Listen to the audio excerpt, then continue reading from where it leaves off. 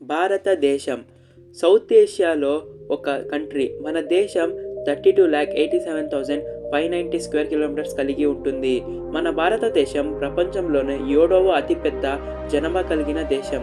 మనం చైనా, పాకిస్తాన్, నేపాల్, భూటాన్, బంగ్లాదేశ్ మరియు మయన్మార్లతో సరిహద్దులు పంచుకుంటున్నాం. మన అద్భుతమైన దేశంలో అందమైన దృశ్యాలు మరియు ఎన్నో రకాల అందమైన పండగలు, అలాగే రుచికరమైన ఆహారాన్ని కలిగి ఉన్న దేశం మన భారతదేశం. భారతదేశం యొక్క ఎత్తైన పర్వతం కాంచన్జంగా. ఇది 8,598 మీటర్స్ ఉంటుంది. అలాగే 28,209 అడుగులు పొడవు ఉంటుంది మరియు నేపాల్తో పంచుకుంటుంది. కాంచన్జంగా ప్రపంచంలోనే 3వ ఎత్తైన శిఖరం. మన దేశపు రాజధాని న్యూఢిల్లీ మరియు ముంబైలో ఎక్కువ మంది నివసిస్తారు.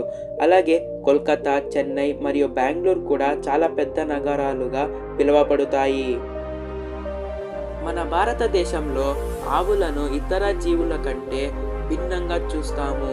మన భారతీయులు వాటిని హృదయాలలో ప్రత్యేక స్థానంలో ఉంచుతారు. అలాగే మన భారతదేశంలో ఆవులను దేవతలుగా పూజిస్తాము. ప్రత్యేకమైన board game snake and ladder ఇప్పుడు ప్రపంచవ్యాప్తంగా ఆడబడుతోంది. ఇది భారతదేశంలోనే సృష్టించారు. భారతదేశంలోని తాజ్ మహల్ కింగ్ షాజహాన్ తన భార్య ముంతాజ్ జ్ఞాపకార్థంగా నిర్మించాడు. ఇది ప్రపంచంలోనే అత్యంత అద్భుతమైన కట్టడంలో ఒకటిగా నిలిచిపోయింది. అలాగే ఇది ప్రపంచంలోనే 7 వింతల్లో ఒకటి.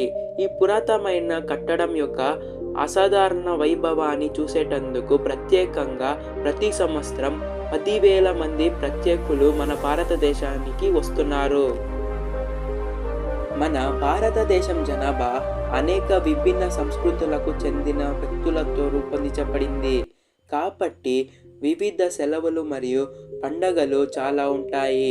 వీటిలో దీపావళి, హోలీ, నవరాత్రి, గణేష చతుర్థి, పొంగల్ మరియు మరెన్నో ఉన్నాయి.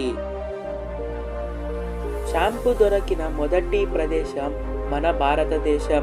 దీని అర్థం మూలికలను మీ జుట్టుకు మసాజ్ చేయడం. మరియు షాంపూ అనేది సాంస్క్రిట్ పదం. షాంపూ అనే పదం మసాజ్ నుండి వచ్చింది.